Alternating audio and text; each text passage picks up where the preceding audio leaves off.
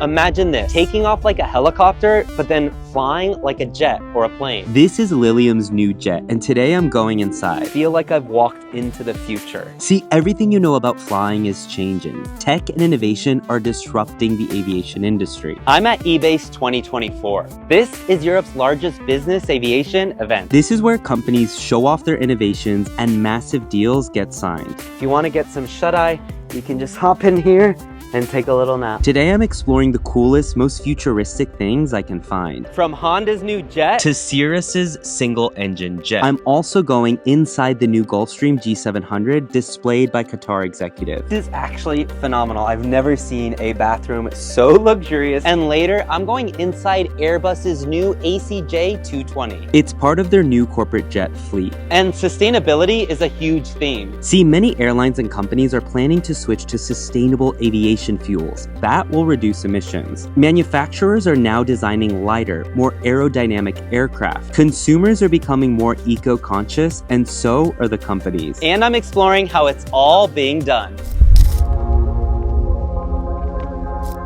I've been following Lilium for a few years now, and it's never been closer to actually flying in the sky. Lilium will do its first flight with a human pilot at the end of this year, and their first markets to be operational are the south of France and southern Florida. That's in 2026. It's also super exciting to see that for the first time they're showing their full-scale model. Also, this is the first time I've seen its proposed vertiport. You know, it's like an EV charging station, but for aircraft. This is the first time we've ever seen the full-scale Lilium jet. The first maiden flight will be at the end of this year, and then we're going to see this in service in 2026. Let me just say, as someone who's standing right next to it, I feel like I've walked into the future. This is the size of the charging station. So as you can see, your jet is over here and it'll be charged through stations like this. All right, so let's go inside flying of the future. So I'm sitting inside the Lilium jet, and as you can see, there's 4 seats here. It's incredible how not only spacious this is, but also insanely futuristic. And even the lighting here is really, really cool. It also smells brand new, like a brand new car, like that new car smell. It's really cool to imagine that this is the future of not only aviation, but sustainable aviation. So we have our full mock-up with the cabin interior with the premium edition. So we're actually, what you're looking at is really what is meant for the premium segment, for high net worth individuals and operators doing charter services or fractional ownership. Okay, we are much beyond concept. You know, we've got years of R&D behind us, and we went through different milestones in aerospace to actually get to the right design. That aircraft you're seeing behind me is being built right now in Munich, in Germany. We're building MSN-1 and MSN-2. Those are the 2 first aircraft, and MSN-2 will be used for the maiden flight by the end of the year. So this is not concept, this is not just a PowerPoint. This is absolutely real, and it's coming by the end of the year, flying with a pilot on board. We signed a few weeks ago 20 aircraft firm with a company called UrbanLink. It's a startup airline in the US that will be using the Lilium jet to connect Miami, Fort Lauderdale, West Palm Beach, and those kind of cities on the coast. Well, it's important because there's 2 things. Number one, we can replace existing small jets and helicopters. So we can remove CO2 emission and noise from jets and helicopters. But also, once you've introduced it to the premium segment, you can use that aircraft in a scheduled service. And that will create a new mobility, removing more than anything cars on the ground, because you'll be able to use that type of mobility transport mode in order to go from city to city. Since taking flight in 2016, Honda Jet has become the world's most advanced light jet. And its concept was started back in 1997, but over the past few years, it's been growing more and more influence in the aviation industry. I'm now sitting in the Honda Jet. This is the Elite 2. Honda Jets first arrived onto the scene in 2016, making their debut in the aviation industry. And now it's kind of become a big player. You're seeing more and more Honda Jets, more and more companies or governments are buying these. This one that I'm sitting in can take you for about a 3-hour journey. And yes, there is a bathroom in the back. This is our 5th iteration of the Honda Jet HJ420. And we're now introducing the HJ480, which will hold up to 11 passengers with a range of over 2,600 nautical miles. So that aircraft is probably going to take you just over 7 hours of flight, where we have about 3 hours on the smaller version. This is about a 3-hour aircraft. Oh, 3 hours. The Echelon, which we'll be introducing in 28, will give us about a 7-hour range.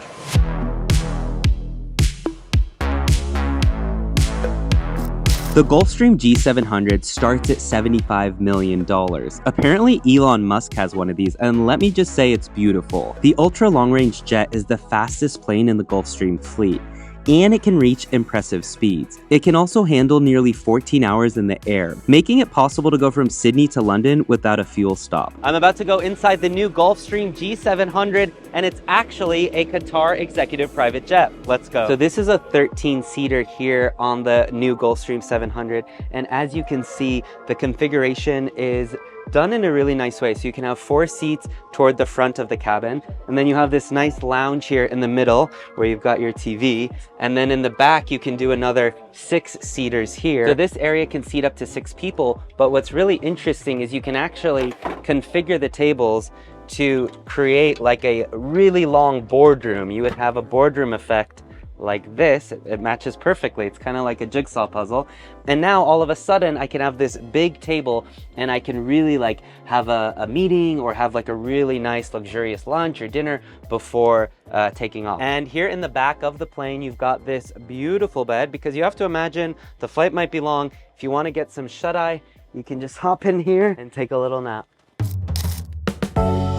Cirrus is known for embracing new technology in their aircraft. They were one of the first to incorporate glass cockpits, and they also have a unique approach to their design. They're the only manufacturer to include a whole airplane parachute system as standard equipment on all their aircraft models. Cirrus Aviation is one of the most unique here because what they do is called backpacking the engine. That means they're actually putting the engine on the back of a plane, kind of like a backpack. Well, we're showing a brand new Vision Jet. This airplane behind me just came out of the factory in March. It's a 2024 model. It's the G2 Plus model with some of the enhancements that we've introduced this year, including the Garmin Auto Radar, as well as the Cirrus IQ app, which is basically an app for your phone that helps you manage the airplane. It is unique because it is a general aviation single-engine turbine aircraft. It's the only one available that on the market, and we've been able to integrate really a 21st century airplane using 21st century materials and technology to make an airplane that is very easy and very safe to fly. So when you're going to design a single engine jet, the first question is, where do you put the engine? If you're going to build a fighter plane, you can put it in the fuselage, but that doesn't make for very many seats. So looking at the different options we had, we felt that putting it on the top of the airplane, what we call backpacking the engine, was the best place for it because it was right on the thrust line of the airplane. There wasn't pitch forces that would change much with changes in power. So it was really the right place to put the airplane to make a big cabin with the engine located above. Vaeridion believes electric planes are actually going to be in our skies by 2030, and they want to be the ones to do it. This company builds small electrically powered airplanes that are optimized for efficiency. Imagine the day your airplane lands and instead of refueling, you go and charge it. You go and plug it in the same way you would charge an electric vehicle. Well, this company here is aiming to do just that, and they tell me that this will be in the skies in just 5 or 6 years. One of the big themes this year is sustainability, but is that really a possibility? Can we actually turn the aviation industry sustainable? I'm with the CEO of Vaeridion. Ivor, is it possible? Well, definitely yes, and we believe it's possible within this decade because we're developing an aircraft that uses existing proven technology, and we will be able to engineer and certify a 9-seat aircraft in this decade. And how is it going to work? How is it going to be zero emission? Well, it is using a battery electric drivetrain, so the propeller is driven by 2 electric motors. It's a multi-engine but single propeller aircraft, and then there will be batteries in the wing, and the size of the battery pack is similar to what you will find in an electric truck, so about 600 kilowatt hours. Realistically speaking, how far away are we from seeing this in the market? We intend to have a first flight in 2027 with a certification conforming prototype. Then obviously we need to do a lot of flight testing. And then we anticipate that before the year 2030 or by 2030 at the latest, it will enter into service with our first customer. So there you have it. By 2030, we can see aircraft, we can see airplanes of this size that are completely battery powered.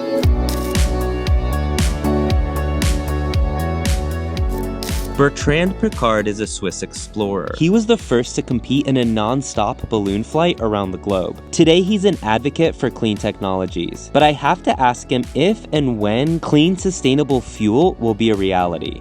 Aviation is not the biggest polluter, but nevertheless, we have to make it cleaner. And a lot of people don't understand how disruptive aviation has been until now and how disruptive it can continue to be. For me, aviation is the symbol of disruption, of innovation, of revolution of technology. We've been in 66 years from the first Wright brothers airplane to the moon landing.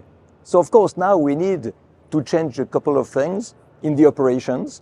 We need to change in the way airplanes fly, and of course the way they are propelled with different type of fuels. And of course have hydrogen, I think, as the ultimate target. If you can propel airplanes with hydrogen, liquid hydrogen, you need of course a new industry. You need of course a new distribution. You need to change a lot of things. But I believe that it's possible. I believe that it's worth trying and trying to inspire, because it is always easier to do nothing. It's always easier to continue more of the same as long as we can. But if it's easier, maybe it's not as interesting. It's not as exciting. And what we need today is to bring enthusiasm, restore hope in the change, in making things better, in becoming pioneers again. I meet the CEO of Alliance Flight Support. He is on a mission to hold the airline industry accountable, and it'll start with these QR codes. This company not only wants the future of aviation to be sustainable, but also transparent. So they actually are adding QR codes to their entire fleet. And with that, anybody in the world that sees the aircraft can take a picture of the QR code, and you can actually see how many trips it's taken, how many miles it's gone. You can also see the measures they've taken for sustainability. So this airplane is actually carbon neutral because for every flight it takes, it's planting trees and it's investing in the environment and back into sustainability. So with the QR code, the idea is to offset carbon. I mean, it's on the topic of everyone's conversations at the moment. So we co-invested into an Irish tech company called jetteller.com, a platform. We advised them how they should set this up and what would be useful for the industry. So came up with the idea, if we had a QR code on the aircraft like that one, that people could scan and trace all our flights back, which the data comes from FlightAware or on Wings X. So with all our trips, it calculates the amount of emissions that are used, converts into carbon credits, which we purchase, and then we allocate into certain groups. So we allocate our credits to various different programs that are set up by various vendors. So there's 3 vendors. It's GSE Energy's Hong Kong company. Okay. Then the DA is the Irish Dublin Airport Authority. Beyond Aero is a French company that's pioneering electric business aircraft, and it's powered by hydrogen propulsion. And this is a big departure from battery-powered electric aircraft. See, it's achieving an impressive range of over 800 nautical miles, thanks to higher energy density of hydrogen compared to batteries. This extended range makes hydrogen a solid option for business aviation. Also, they're not modifying existing aircraft, but instead building new ones that are optimized for hydrogen propulsion. And this allows for better integration of the fuel cells, tanks, and thermal management systems. I meet its founder, Aloha. We are working on a 6 to 8 seater, fully electric business aircraft. Electric, but not with lithium batteries, but hydrogen. Hydrogen allows you to still be fully zero direct emission, but have a longer range. If you use lithium batteries, you're gonna be limited to 100 or 200 miles. If you can use hydrogen, you can multiply by 3 to 5 the range. So it's a good combination of being fully zero direct emission, electric, and still having the range. But I do believe that innovation is going to be the only way to decarbonize aviation. The technology exists today. We can buy the electric engine, we can buy the fuel cells, we can buy the tanks. We need to certify the aircraft. And so as an engineer, I'm like, let's start prototyping first. That's what we have done. So it's a prototype, subscale prototype. And now we are starting the final program of the CS23 business aircraft. A lot of commitments have been made, and I do believe the pivot is happening. You have Airbus working on a hydrogen aircraft for 2035. You have a lot of new players coming. So the pivot has started. So this is good. My vision is that aviation will be electric. The question is when. It's going to happen. We're going to see only electric aircraft in the future. VoltAero is on a mission to make the aviation industry more sustainable. Future of aviation is moving towards sustainability. And when you think about sustainability, a lot of people think about electric. But this company is actually betting on a hybrid model. So this aircraft uses both fuel and electric, and there's actually batteries on the belly. It'll take off and land using electric power, but it'll cruise using fuel. This company says hybrid is the future. What we're showcasing here at EBACE is electric hybrid aircraft. This is the new way, in my opinion, of flying for tomorrow. Specifically in the business jet area, specifically to replace also a lot of, conventional aircrafts that today carry 4, 5, 6 passengers. We're planning to be done by end of 2025 and start to produce these aircrafts in beginning of 2026. The batteries will be on the belly of the aircraft. The charging system is very classical, almost like a car. Okay, and it's not rocket science. I mean, basically we use the same kind of charge that automotive would do. All electric, you don't get the range. You can do whatever you want. The physics are true for everybody. The state of the art of today does not allow you to, with the current batteries, to have a long range. Okay. For us, that's not what we're shooting for. We're shooting for something that can become commercial regional aviation. So with distances that can be up to 2.5 hours of flight. So that's why we have decided to go with hybrid. Over the past few decades, Piper has produced a wide range of aircraft, including single-engine piston aircraft, twin-engine piston aircraft, and turboprop aircraft. I'm eager to see what they're showcasing this year. I've now come to Piper Aircraft, and this is really interesting because in the new M700, you will actually be able to auto land the plane just in case the pilot has an issue. If they have a heart attack or something, automatically there's going to be a voice assistant that can come and talk to air control and autonomously land this to a safe airport, to the nearest airport. That is really cool, especially considering you only have one pilot, but now to know that you can be in safe hands just in case, in the worst case scenario, that something bad happens, this plane can actually land itself. The M700 is a very, very nice, powerful turboprop aircraft with a Pratt & Whitney PT6A-52 engine. It's a tech-wise very easy plane to fly. This is in the market right now. We're waiting for European certification, which should arrive later this year, hopefully. The M700 is based on the M600 fuselage, so it's basically technically the same aircraft, but with this new engine you get much greater runway performance, you get much greater power, much greater speed, and just the way you fly it with the avionics system is super intuitive. You know, when you get on Wi-Fi on your flight, oftentimes you're using a company called GoGo in flight. And today they're showcasing their new technology that they can provide for connectivity in private jets. Now, historically, to get connectivity into like a small jet, you would need an antenna that was half the size of this table. But now, through innovation, GoGo Business Aviation has created an antenna which is actually quite small and fits really nicely, if you check here, right above your aircraft. So there it is, it's right up there behind me, and that's how you're going to be able to be connected during your flight. So this year we're highlighting our GoGo Galileo satellite broadband system. It's very unique. It basically provides Wi-Fi for the aircraft, for the passengers in the aircraft, and what makes it so unique is that this is the first time a broadband solution is available from a size perspective that'll fit on any size aircraft. We're sitting here next to a CJ1 Plus, which historically was too small of an aircraft for a global broadband solution. Now, this year, in partnership with Atlas Air, we're going to be certifying our first system in Europe under the EASA STC. But the capabilities of the satellite system we're putting on this aircraft is about 4 times faster than any other business jet on display here, and it is the fastest internet of any system on any European aircraft. The reality is that connectivity was synonymous with work, with email, but that's not the case anymore. Now connectivity is synonymous with how we live our life.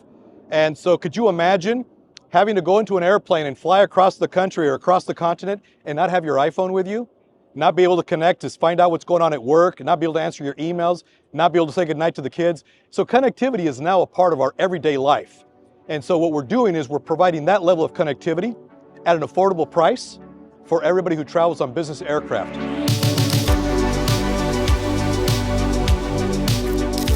Next, Diamond Aircraft catches my eye. See, last year they showcased their first electric flight in a two-seater. I meet its sales director who shares what they're exhibiting at EBACE this year. The design, is very innovative design, full composite material.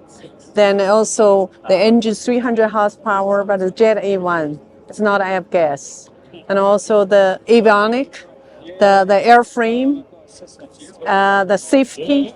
So all is most advanced. The power for E-aircraft's motor is a Safran. We have a Safran as a partner for us.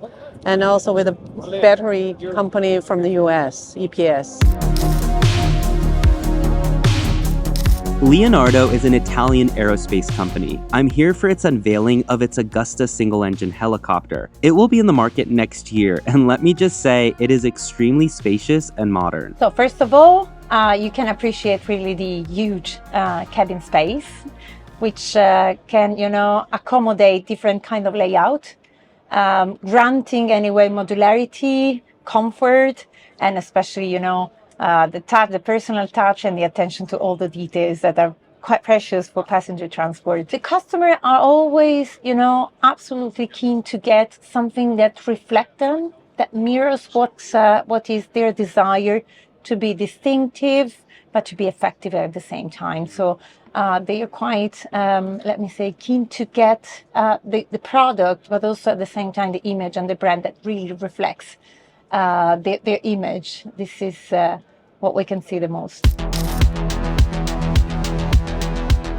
You're looking at what $100 million gets you. This is Airbus's ACJ220. It's a super comfortable business jet with a ton of space inside. It's perfect for long-range private trips. It flies far, sips fuel efficiently, and has all the latest tech for a smooth ride. I'm super excited to come inside. Each of these seats is 22 inches, so it's extremely comfortable for short or long haul. And what's really nice, I've never seen this before, but right now I'm sitting in an area meant for 4 people. This will combine with this table, and that's how you're gonna get your 8-person table. Now hold on, what if I need to go to the bathroom and I'm sitting on this side, but there's a table going across the plane? No worries, you have lavatories on either side of this area.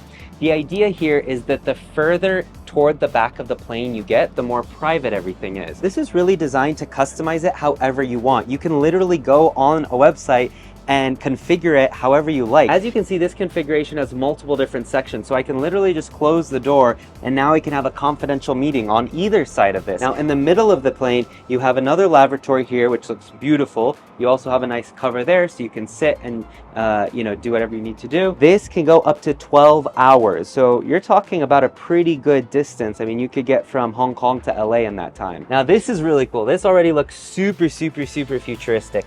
So this is going to be the lightest mode where I want the most amount of sun in. And then when I press this, it's going to get a little darker, and then I can do another setting darker. There's 5 different settings here in terms of how dark or light I want it. So let's go to level 4, see what happens. Level 5 is going to be a full blackout. Look at that. It looks more like a digital TV screen than a window. This configuration can actually have up to 10 beds. But you don't see any beds right now, so what you're gonna do is this table can actually be lowered all the way to the ground, and then these 2 chairs here and these 2 chairs are gonna turn into a bed. This area is actually called the Cinema Lounge, and these are actually certified for takeoff and landing, so you can actually add another 3 individuals right here. Let me just tell you, it is quite comfortable. In each section, you're gonna have a little smart tablet here where you can change the lights. So you can actually have more than 1,000 different lighting configurations. You can also change the temperature. You can also do music, smart entertainment. You also have a phone charger here. Of course, you have a place for your drinks, a 4K smart TV. Now this back configuration, this can actually turn into a king-size bed. We're showcasing the latest addition to our portfolio product, which is, in my view, the most comprehensive portfolio in the industry today, going from the ACJ220 up until the ACJ350. And this aircraft technology, it benefits as well from the heritage of Airbus, where we're investing heavily in sustainability features. We put sustainability at the heart of of our purpose, of the purpose of our company. When you're transporting delegations of 10, 15 people, they can all sit comfortably on board, work comfortably on board, and do their meetings and reach with a transcontinental range, reach their destinations quite efficiently, quite relaxed, to pursue the journey at very efficient costs. Let me know in the comments which part of this video you enjoyed the most. Also, I'm curious what you think needs to be done for a sustainable future in the aviation industry. While you're at it, subscribe to this channel and check out more of my videos on aviation, tech, and innovation at Uptin.